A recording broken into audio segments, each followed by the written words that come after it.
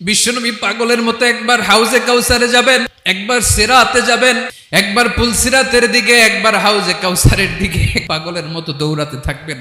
তার কোনো গুনাহগার উম্মত যাতে জাহান্নামে ঢুকে না যায়। কিয়ামতের ময়দানে ওই বিভীষিকাময় সময়ে মুসিবতের কালে মানুষগুলো পাগল হয়ে বিশ্বনবীকে খুঁজতে আরম্ভ করবে। সবাই মিলে বিশ্বনবীর কাছে যেয়ে বলবে, ইয়া রাহমাতাল লিল আলামিন, দেখেন আমাদের কি অবস্থা, কি কঠিন বিপদে আমরা আছি, দাঁড়াতে পারি না, সূর্যের আলোতে ঘেমে হয়রান। বিশ্বনবী মাকামে মাহমুদে যে আল্লাহু আকবার বলে সিজদায় লুটিয়ে পড়বেন, বিশ্বনবী এমন ভাবে অজর দ্বারায় সিজদায় লুটিয়ে পড়ে কাঁদবেন, রব্বুল আলামিনের রহমতের দরিয়ায় জোশ লেগে যাবে।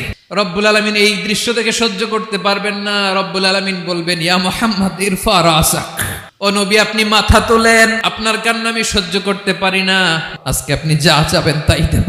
ওয়াশফা তুশাফা, যার জন্য সুপারিশ করবেন তার সুপারিশ কবুল করে নেব।